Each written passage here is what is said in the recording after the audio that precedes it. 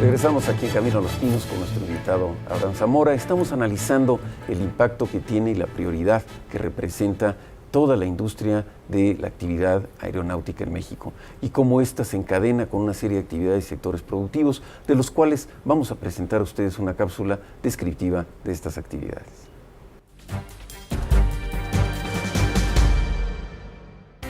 Aunque México es todavía la segunda economía más grande de América Latina y su estabilidad macroeconómica le ha permitido reducir la inflación a mínimos históricos, nuestro sector productivo atraviesa una profunda crisis que se ha agravado por el contexto económico internacional.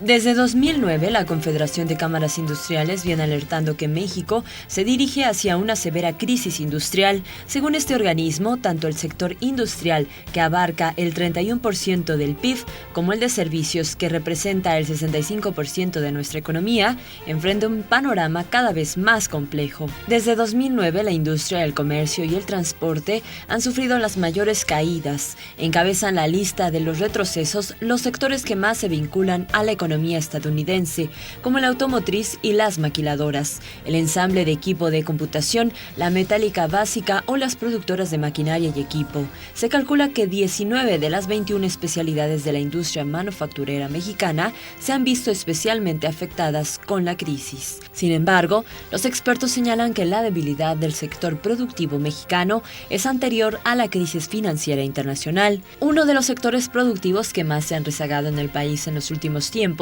es el de transporte aéreo de pasajeros. A pesar de que México ocupa uno de los primeros lugares en el mundo en captación de inversiones para la manufactura en el sector aeroespacial y se fabrican en el país componentes tanto para turbinas de avión como para trenes de aterrizaje, nuestra industria aérea de pasajeros es deficiente. En mayo de este año, por ejemplo, el tráfico de pasaje aéreo en operación regular creció apenas 1% respecto al mismo mes del año anterior. Según analistas, la debilidad de este sector es reflejo de la combinación de una reducción en la oferta de asientos y el encarecimiento en los boletos de avión, así como el ambiente de inseguridad que prevalece en el país. En agosto de este año, Mexicana de Aviación, que representaba aproximadamente 40% de la oferta total de asientos, salió del mercado alegando graves problemas de liquidez.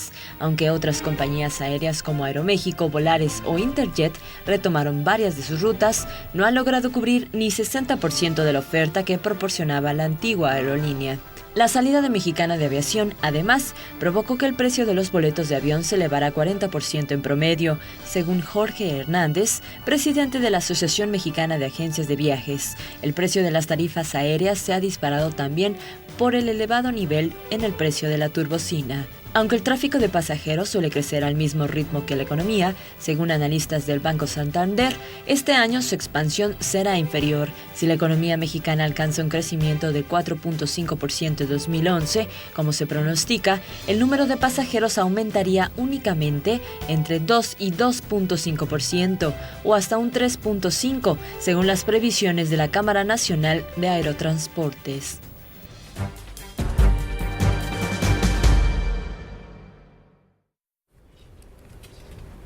Abraham, antes de ir al corte, decíamos que el problema es que debiéramos mucho más mexicanos estar utilizando el transporte aéreo. ¿Cuáles son las cifras? ¿Cuántos mexicanos utilizan la aviación? Pues mira, tenemos algún cálculo hecho en función del número de vuelos y demás, que alrededor de un 3.5 4% de los mexicanos utilizan a las aerolíneas. Pero yo creo que hay algo que es importante también mencionar es que ¿cuál es el nivel que consideramos debería tener o debería haber de vuelos en nuestro país?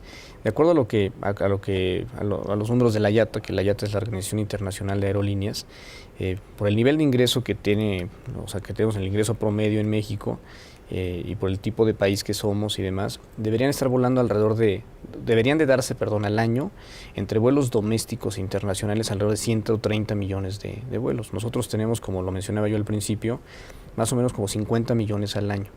Es decir, tenemos un reto bien importante hacia futuro de ver cómo hacemos que crezca la aviación. Vamos a suponer que no sea 130 el número objetivo, pero si fuera 80, ¿no? Aún así estamos todavía lejos de tener esa meta y sí es es parte de los retos a futuros que tenemos en la industria. Tenemos una industria que tiene reglamentación en cierta manera proteccionista, ¿no? Para ciertos mercados deben ser empresas mexicanas, para vuelos internacionales las líneas aéreas extranjeras van y vienen a México. ¿Cómo ves tú el futuro de esto? ¿Esto es realmente necesario o podemos ver en el futuro quizá una estructura parecida como tiene la industria, el sector bancario, en donde la mayoría de las instituciones bancarias hoy están en manos de extranjeros? Sí. Es muy buena pregunta porque es un debate que al interior de la industria se da de manera importante, no solamente en México, sino en América Latina, en ALTA, que es la Organización de Aerolíneas de América Latina, y en IATA a nivel internacional. ¿Por qué? Porque en realidad son pocos países en el mundo los que tienen totalmente abierta su industria. Esto es, que puedan hacer cabotaje a aerolíneas extranjeras. ¿Sí? Hoy en México, en ningún modo de transporte, y así está puesto incluso a nivel constitucional, en ningún modo de transporte se permite el cabotaje. Es decir, ningún extranjero puede hacer vuelos domésticos. Exacto. Es decir, American Airlines no podría hacer, por dar un ejemplo, un vuelo México-Acapulco o un México-Veracruz. O Monterrey-Guadalajara. O Monterrey-Guadalajara. Cualquier aerolínea extranjera no puede hacer ninguno de esos vuelos, como tampoco en Estados Unidos ninguna aerolínea extranjera puede hacer un vuelo doméstico. O sea, no es algo de México. Es en general, la generalidad en el mundo es así. Entre europeos, las aerolíneas europeas son las únicas que pueden dar dentro de Europa vuelos domésticos. En Estados Unidos es así, en Canadá es así. En general, esa es la generalidad en cuanto a los vuelos domésticos. El cabotaje no está permitido en la aviación en ningún lado, como no está permitido en México en ningún modo de transporte, ¿no? Ahora, en la parte internacional, sí quiero hacer esa aclaración. Como lo mencioné al principio, México es un país bastante competido. ¿Qué significa? Cualquier aerolínea que quiera viajar a México puede viajar a México sin ninguna restricción, siempre y cuando ese país le ofrezca a la aerolínea mexicana la reciprocidad, ¿no? O sea, todos los acuerdos bilaterales se han negociado el gobierno mexicano bajo los principios de reciprocidad efectiva y de mercados equivalentes. ¿Qué significa eso? ¿Sí? Si vienen, digamos, si quisieran los europeos, algún país europeo, España, ¿no? Decir, oye, quisiera yo que más aerolíneas españolas vinieran a México, la condición que pone el gobierno mexicano es no hay problema siempre y cuando el mismo número de aerolíneas mexicanas puedan volar a España, ¿no? Entonces, con esos principios, la verdad es que la aviación mexicana está bastante abierta, ¿no? Es bastante competida. ¿Cuáles son los números, por ejemplo, de competencia internacional? Alrededor del 82%, en el tráfico internacional, el 82% del mercado es dado hoy por aerolíneas extranjeras y el 18% es hecho por aerolíneas mexicanas. ¿Sí? En Europa, el 90% de los pasajeros que vuela a Europa vuela por una aerolínea extranjera, el 10% por una aerolínea mexicana. En el caso de Estados Unidos, el 83% vuela por aerolíneas americanas y el 17% por aerolíneas mexicanas. En América Latina, donde hay un poco de mayor competencia entre operadores, el 65% del tráfico lo mueven las aerolíneas extranjeras latinoamericanas y el 35% aerolíneas mexicanas. Entonces, eso habla también, es un número importante del grado de apertura y competencia que hay. Y en la regulación hoy no existe ninguna restricción para que sigan llegando aerolíneas extranjeras a México, pues siempre y cuando haya reciprocidad efectiva con sus países.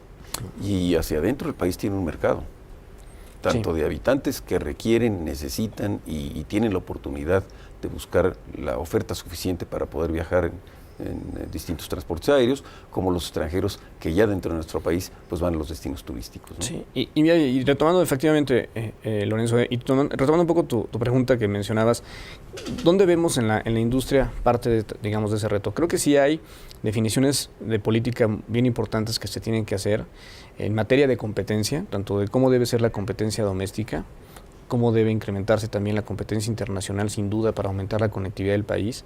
También hay un reto muy importante en materia de estandarizar, ¿no? De dar los estándares básicos de operación de las aerolíneas tienen que ser pues, los mismos para todos. Hoy hay un mínimo regulatorio, pero creemos que debe existir mayores elementos que den seguridad al pasajero, ¿no? Con flotas más jóvenes, con uso de nuevas tecnologías, tanto de biocombustible como de tecnologías para la aviación. Y también creemos que debe haber mucho más transparencia hacia el consumidor. Ahí un poco el ejemplo que ponías de cómo es en el sector financiero. Existe, por ejemplo, la Conducef, donde el pasajero tiene hoy el consumidor tiene hoy un gran número de indicadores que no existen en la industria aérea. En la industria aérea deberían existir mucho más transparencia en cuanto a cuáles son las condiciones operativas, ¿no? La edad de flota, capacitación de las tripulaciones, condiciones técnicas de los equipos, porque eso ayudaría a explicar muy bien las diferencias tarifarias que hay, los distintos productos que hay en el mercado, y eso es parte de lo que hemos venido pidiendo como temas de política que deben hacerse, ¿no? Otra de las cosas que tenemos que hacer al interior también, creemos, es seguir, tratando de buscar conjuntamente con el gobierno y con el Poder Legislativo, bajar los costos asociados a la industria. Esos costos de los que platicamos tenemos que ver cómo bajarlos. Y hay otro tercer reto que es muy importante, que tiene que ver con temas de infraestructura. Creemos que la infraestructura es hoy el mayor impedimento para que la aviación crezca en México, ¿no? Aunque todas las empresas lograran concretar las inversiones que tienen previstas, ¿no? Las empresas nacionales todas han anunciado inversiones importantes. Hay empresas extranjeras que quieren seguir viniendo a México. Tenemos en el Valle de México una terminal aeroportuaria que se va a volver a saturar en algún momento, ¿no? Y esto está más próximo que lejano. Y hemos pospuesto por muchos años la decisión de hacer una terminal aérea que cubra la demanda, satisfactoriamente la demanda del Valle de México, y es el principal obstáculo para que crezca la aviación en México. Si bien hay temas regulatorios y hay temas de costos, quizá está en la infraestructura que tenemos en el país en esa materia. Si te parece, vamos a un corte para tocar este tema tan importante de los aeropuertos y la infraestructura, y regresamos en Camino a los Pinos. Les recordamos nuestros correo de voz, nuestros teléfonos y nuestro contacto a través de Twitter y Facebook para estar cerca de ustedes. Regresamos.